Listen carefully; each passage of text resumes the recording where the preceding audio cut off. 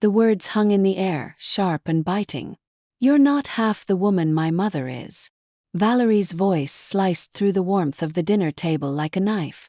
The shock of it hit me instantly, freezing me in place. I had spent the whole day preparing a meal for them, hoping for a peaceful evening where we could all enjoy each other's company. The chicken with mushroom sauce was his favorite. The rice, cooked just right, with vegetables sautéed to perfection. The vanilla pudding, which Robert loved so much when he was little, had been carefully prepared. I even set the table with the crystal glasses that had been passed down from my mother, and the silver cutlery that I only used for special occasions. Yet, here I was, standing in front of them, my hands shaking as I held the dessert spoon, stunned by the words I had just heard. A silence fell over the room, heavy and uncomfortable. Robert's face turned pale. Valerie sat back in her chair, her expression a mix of satisfaction and cruelty. She hadn't just insulted me. She had struck at the very core of who I was, and I knew in that moment that everything was about to change. My heart raced as I looked at my son, who couldn't even meet my eyes. His wife's words were like daggers aimed straight at me, but it was his silence that cut even deeper. "What did you say?" I asked, my voice trembling. My heart was pounding in my chest. I couldn't understand how we had gone from years of family dinners, shared memories, and love to this sudden, unbearable cruelty. I had given them everything, and this is how they saw me. Valerie repeated herself, her voice dripping with disdain. "I said, you're not half the woman my mother is." She leaned back, crossing her arms in that familiar dismissive manner she always used when she wanted to make a point. "My mother is successful, independent, and doesn't need anyone. She built her own empire. She's never had to rely on anyone." Each word she spoke felt like a slap to my face.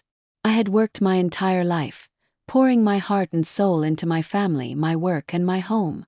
I had sacrificed everything, my health, my dreams, my time, for them. But apparently that wasn't enough. I had spent the last 6 months secretly paying their $800 rent after Robert came to me, tearfully explaining that he had lost his job. They couldn't afford their apartment, and I, of course, didn't hesitate to help. What else was I supposed to do? He was my son. I loved him. I wanted to help him through a tough time. But I never imagined that, while I sacrificed my savings, my health, and even my peace of mind, they were living as though nothing had changed. They were going out to dinners, buying new clothes, and planning vacations. Robert had promised me it would only be temporary, that he would find a job soon. But here we were, months later, and I was still paying for everything. Dinner that night had been special. Should have been. I wanted to give them a warm meal, a piece of comfort amidst the struggle. But instead, it had turned into a scene I never could have imagined. Valerie sat there in a beautiful red dress, clearly more interested in criticizing everything around her than enjoying the meal I had made with so much care. She commented on the temperature of the food, the decor of the house, even the air freshener scent in the living room. "Surely," she said with a forced smile, "don't you think it's time you freshened this place up a bit? My mom's house is so much more modern." The words stung, but I held my tongue, trying to keep the peace. I had no idea then how deep the wound would go. When it came time for dessert, I thought maybe, just maybe, this would be the moment we could reconnect. The vanilla pudding was a piece of nostalgia I hoped would remind Robert of his childhood, of the times when he used to tell me I was the best cook in the world. But instead, Valerie's words shattered the moment completely. "You're not half the woman my mother is." I stood frozen, the spoon still in my hand, as the weight of her words sank in. It was like a punch to the stomach, and for a moment I couldn't breathe. Robert didn't defend me. He didn't even look up. His silence told me everything I needed to know. He had chosen his side, and it wasn't mine. Valerie sat back in her chair, smug and satisfied, as if she had won some sort of battle. But what she didn't realize, what neither of them realized, was that in that moment I was done. Done being the person they could walk all over. Done being the one who was always expected to give. I had spent so many years giving, and all I had received in return was contempt. "Excuse me," I said, my voice shaking with a mix of disbelief and anger. What did you just say? I wanted to be calm, but I could feel the fury building inside me. Valerie smirked, clearly enjoying the power she held over me.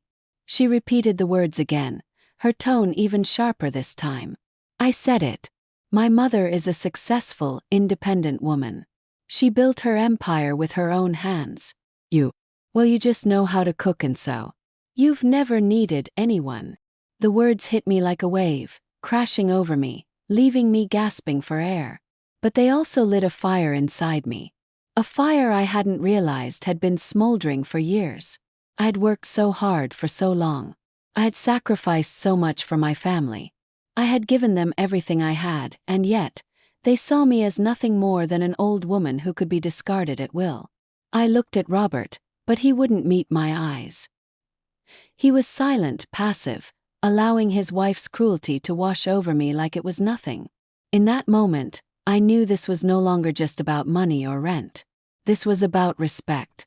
And for the first time in my life, I realized that I had to stop sacrificing myself for people who didn't value me. All right, Valerie, I said, my voice calm but firm. If your mother is such a better woman than me, then maybe it's time she starts paying for your rent. After all, she's so much more successful than I am.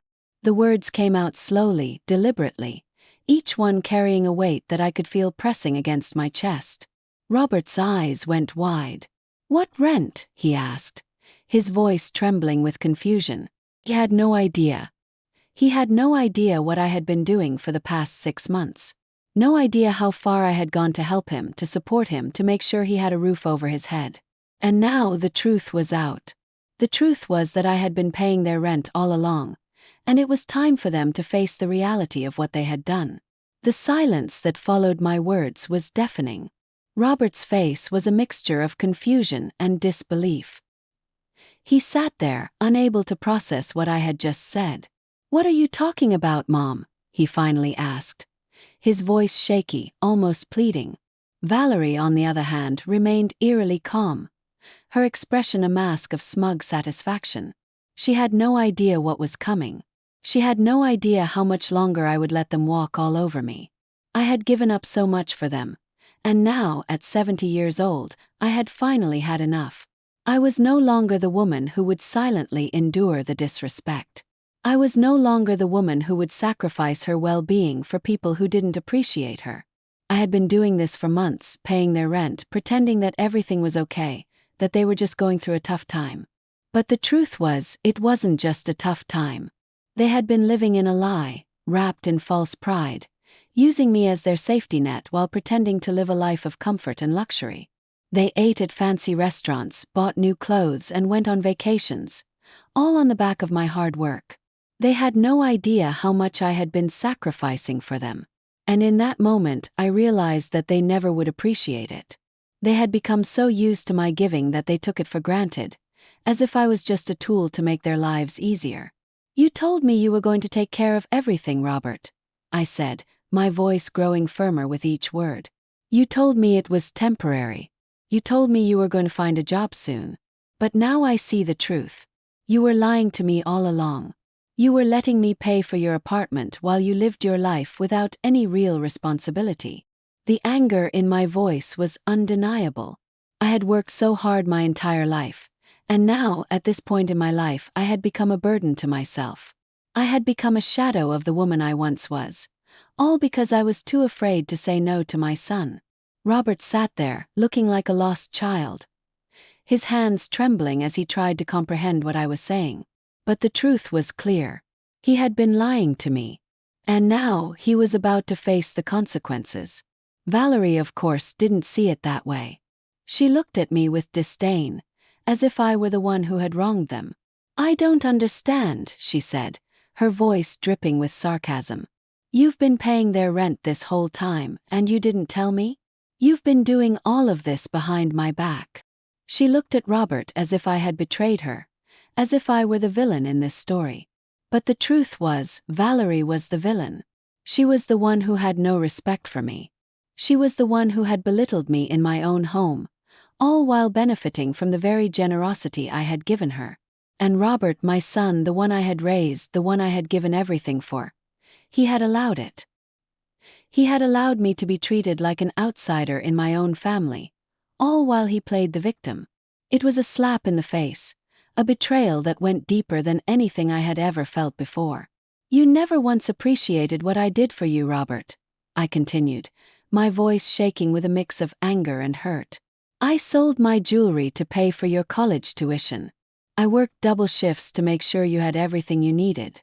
I sacrificed my health, my happiness, my future, all for you. And this is how you repay me. By allowing your wife to humiliate me in my own home. My eyes were full of tears now, but they weren't tears of sadness. They were tears of rage, of frustration, of finally realizing that I had been living in a lie. My whole life had been about giving to others, and for once I was done. I had nothing left to give. Valerie's face turned red, her expression a mixture of confusion and anger. You're overreacting, she snapped. You don't have to make such a big deal out of everything.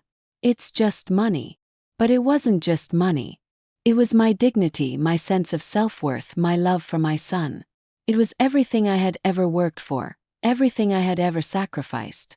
And she had no right to belittle it, to dismiss it as if it were nothing. The betrayal hurt more than I could ever explain.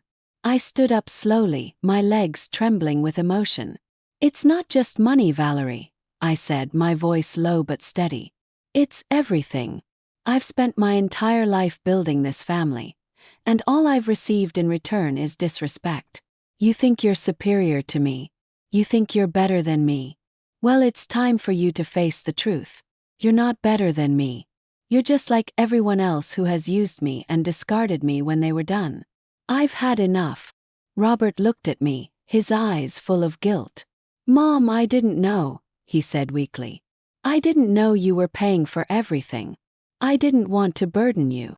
But it was too late for apologies. It was too late for explanations. He had made his choice and so had I. It's too late for that, Robert, I said, my voice cold. You had every opportunity to be honest with me, but you chose to lie.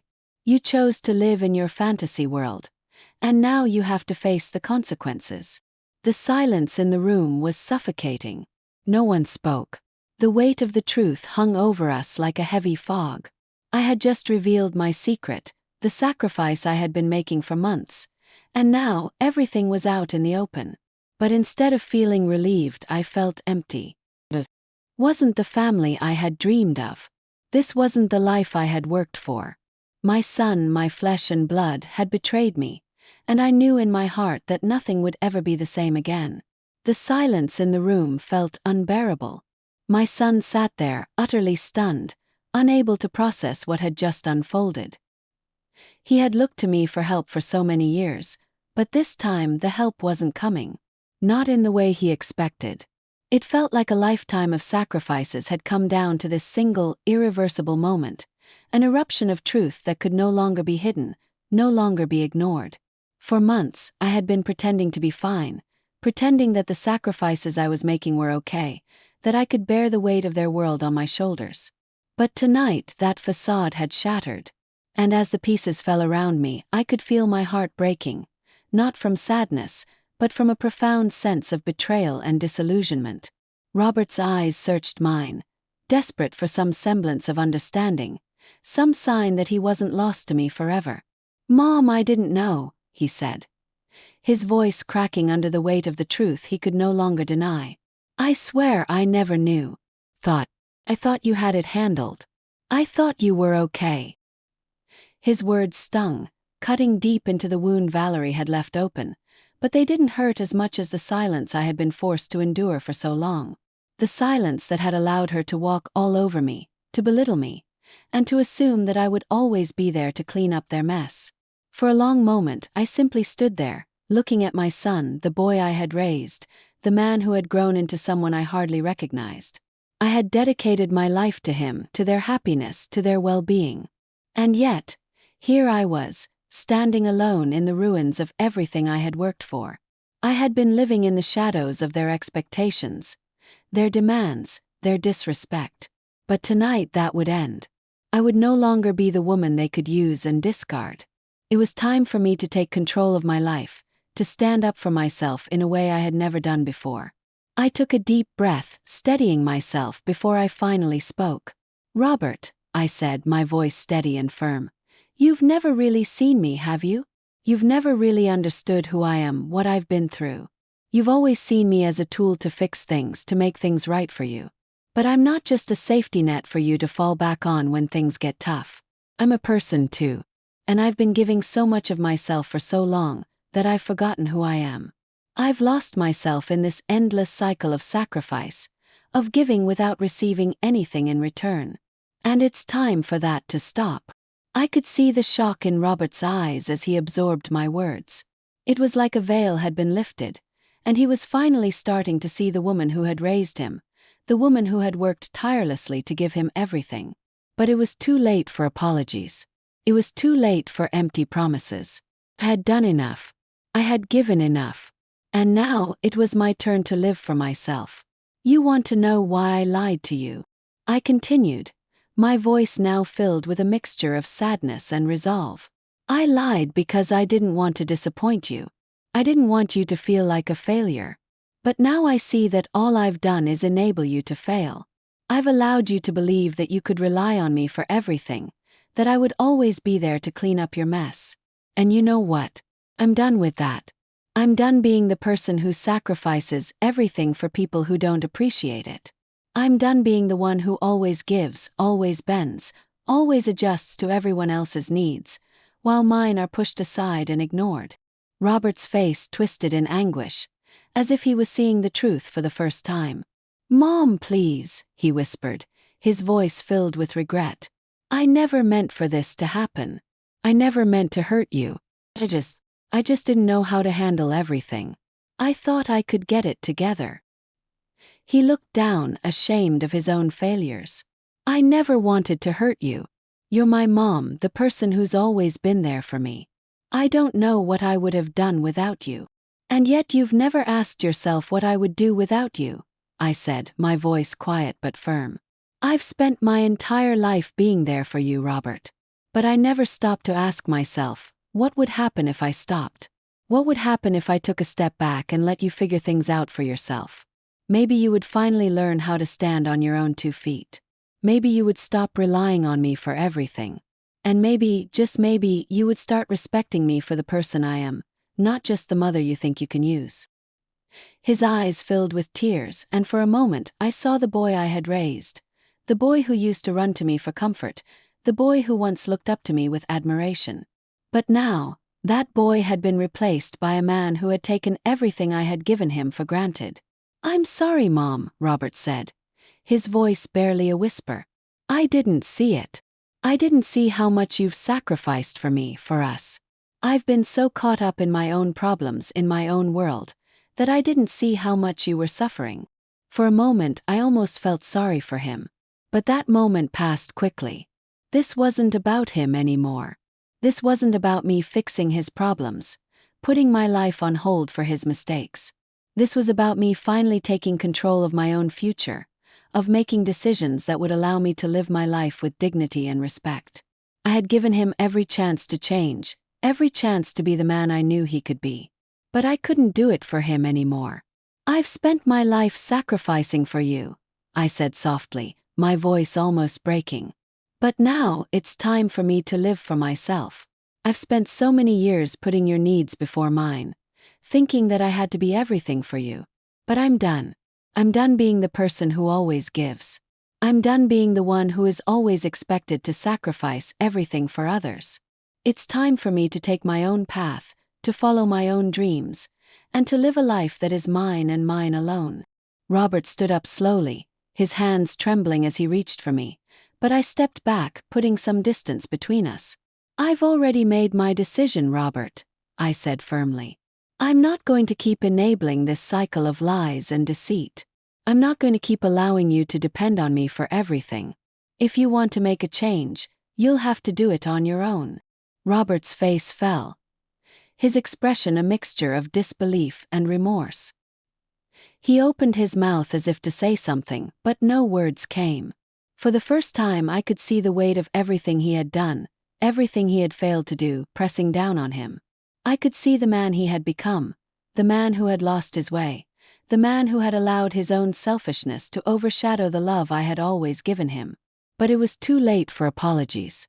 It was too late for explanations that came too little, too late.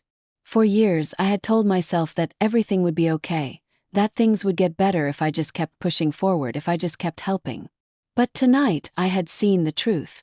The truth that I had been holding on to them, enabling them, while they had no real respect for me. I looked at him, feeling a mix of sadness and anger that I had never allowed myself to feel before. "You think this is easy for me, Robert?" I asked softly, my voice barely above a whisper. "You think I haven't sacrificed enough for you? For this family? I've given everything, and what do I have to show for it? I've been invisible, Robert. I've been invisible to you, to Valerie. All of my life, I've been the one who holds everything together, who makes the sacrifices, who ensures everyone else's happiness, while mine slowly disappears." Robert finally spoke, his voice raw with emotion.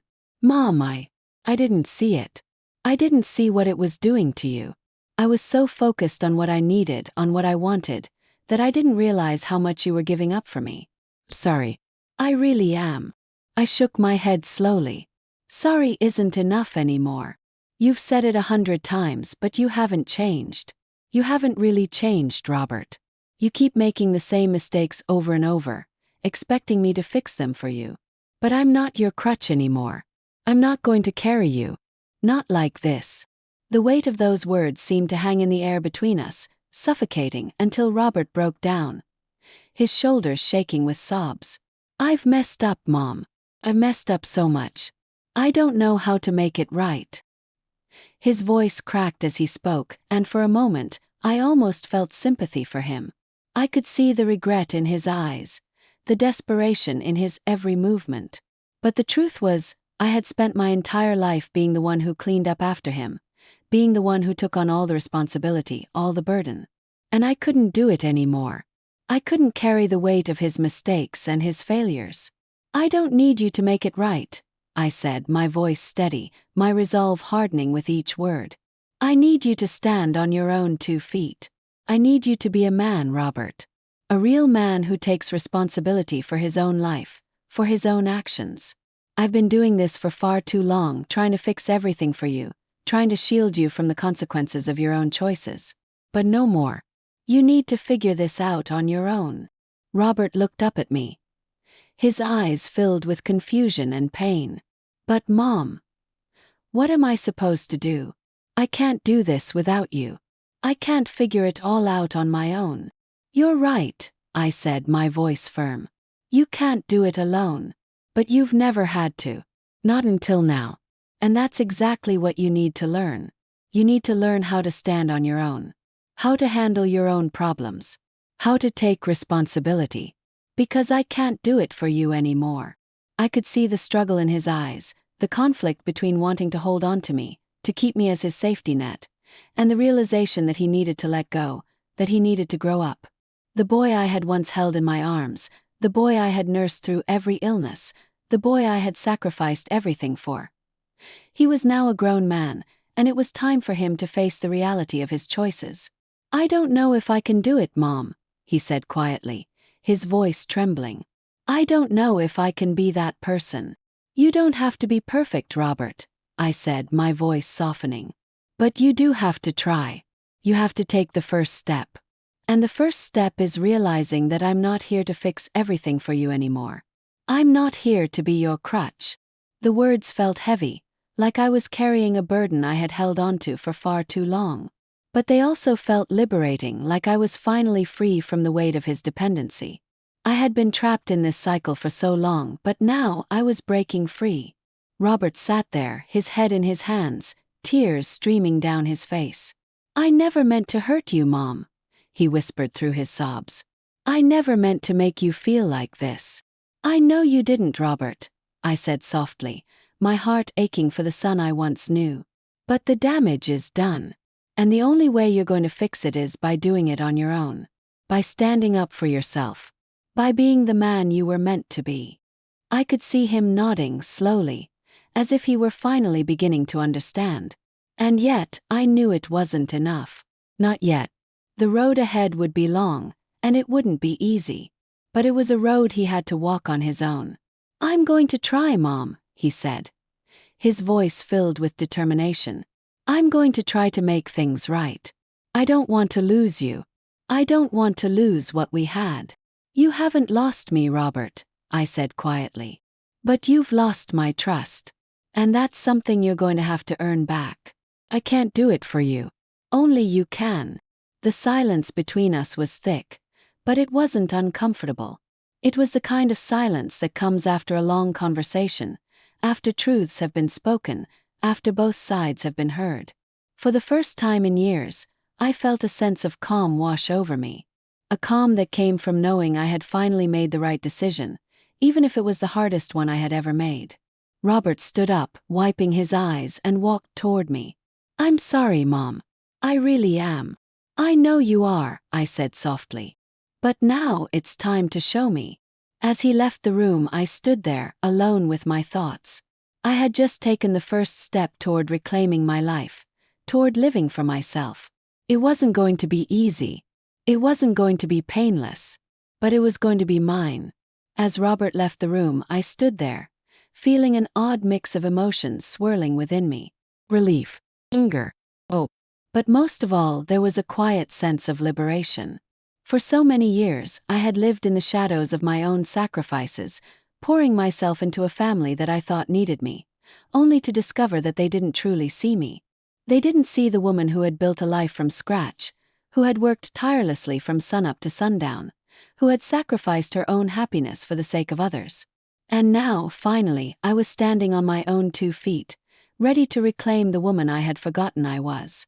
The woman I was always meant to be. For the first time in years, I felt a sense of freedom that I couldn't explain. It wasn't just about the money. It wasn't about the rent, the meals, the endless giving. It was about the emotional toll I had carried for so long. The weight of constantly being the one to give, the one to hold everything together, the one to sacrifice her own dreams for the sake of others. But now I was done. I was done being the invisible one. I was done being the martyr, the silent hero who gave everything and received nothing in return. And yet, there was something bittersweet about it. Robert had always been my baby, my boy. I had watched him grow from a little child into the man he was today. And in that moment, when I saw the look of guilt and regret in his eyes, I couldn't help but feel a pang of sorrow. Maybe I had failed him. Maybe I had allowed him to depend on me for too long, to the point where he didn't know how to stand on his own. But that was no longer my burden to bear. It was his responsibility now. He had to learn. He had to figure out what it meant to be a man, to be independent, to take care of himself. And if he failed, that was on him. It was time for me to stop carrying his weight, to stop being his safety net. I had been his mother, his caretaker, his provider for too long. Now it was time for me to be Shirley again.